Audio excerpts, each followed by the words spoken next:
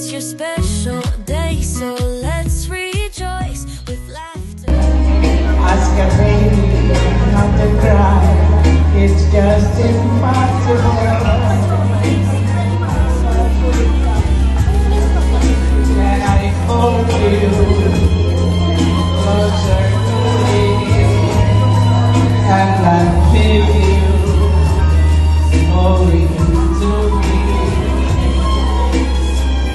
Your wishes come to life and bring you happiness and strife. Surround yourself with those you hold dear as we celebrate another year. Happy birthday to you. May your dreams come true. Wishing you a year of bliss. Pag may gathering, anong madalas ng food ang pinakain ni Lola? KFC. Wala ka ba? Confirm natin. Totoo ba yun, Lola? KFC? Natawal sa'yo yun. Hindi! Gusto ko na pay! Okay. Anong month kinasal si Lola Priscilla kay Lolo Ramon? Kay Lolo Ramon, anong month kinasal si Lola? January! June. Month lang eh. Tama? Totoo? Wow! In all stars glitter the day you should know, and somewhere turn to go. Like him I am doubtful that your love is true, but if you decide to honor me, as for this Mr. Blue. Alam niyo na. Okay, hindi po yan ang kakantahin ko. Maestro, ipasok mo. Never before has someone needed more. Pulok po. Give po sa kanya balik. Pulok po. In every way. I know na outside that. And forevermore, that's how you stay.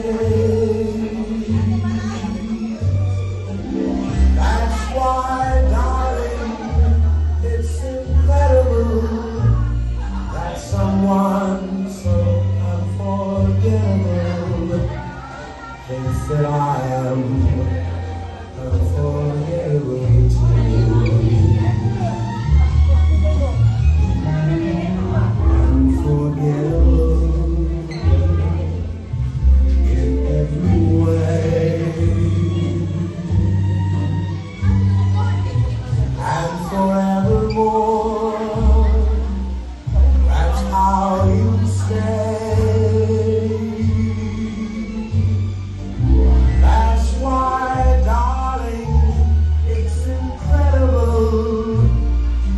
Someone so unforgettable thinks that I am unforgettable. Siyempre, Lola, this party is never complete without a special message coming from you.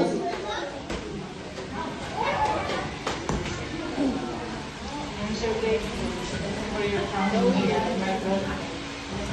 That's something that is feels like a pain in my heart. Like a butterfly. So I just thank all of you for being here. And I didn't know about this. My children prepared this for me.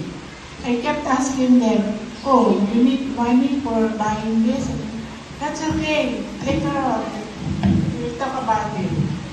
Then, every time I ask them something, they don't want to answer. So, maybe they get the money for my birthday, and it will be with a lot of guests.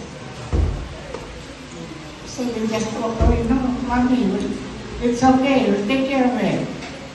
And then morning, I still didn't know where we were going. I thought we were going to, what's this? Villa Cristina. Villa Cristina. Punta tayo doon pagkatapos nito, Lola. Because my daughter-in-law, the wife of my oldest son, is working there. So I thought she took care of everything. Then I will be saying, every time who comes in, we just tell them to write their names so that they don't have to pay entrance. And when we came in, I said, where are we going?